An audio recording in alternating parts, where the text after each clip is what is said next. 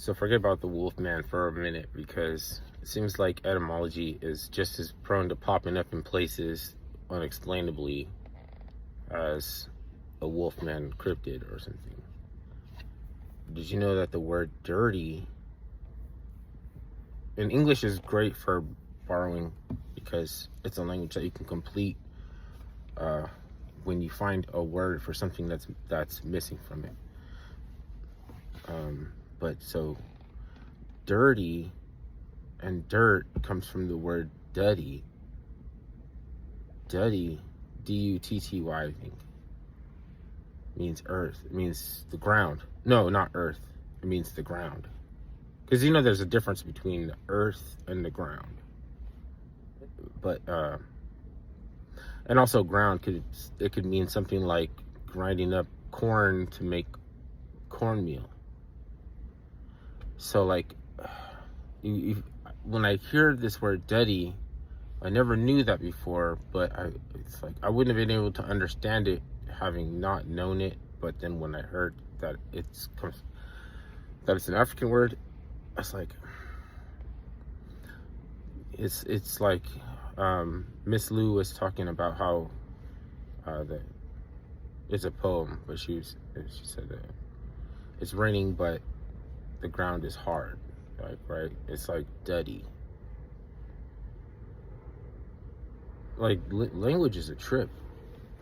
You feel like you would be able to understand if it's explained. Like every language, if you can explain it to me, I'll probably think I know what, like, already, even if so anyway, the word home in Norse means island.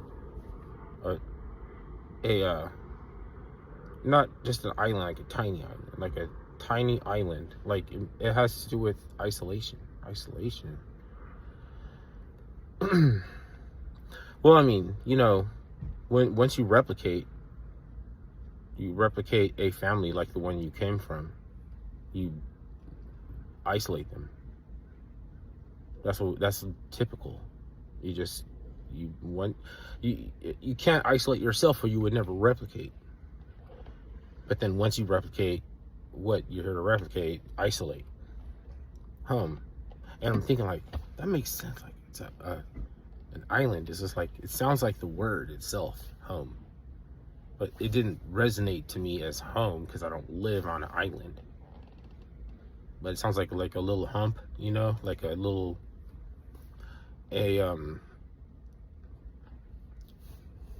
yeah. Plus it's isolated. Anyways,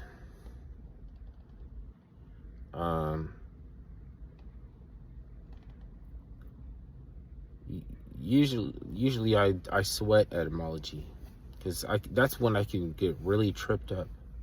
I can really get the meaning of something and the origins of linguistics incorrect.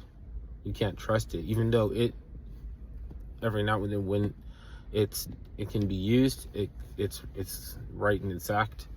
You can't expect it to be right and exact every time you hear something and infer something and want to break down how word sounds came to mean what they mean, because there's something also called word sound fallacy, which is etymological fallacy. It's one of them. It's one of the fallacies. And fallacies are a whole nother interesting subject on its own.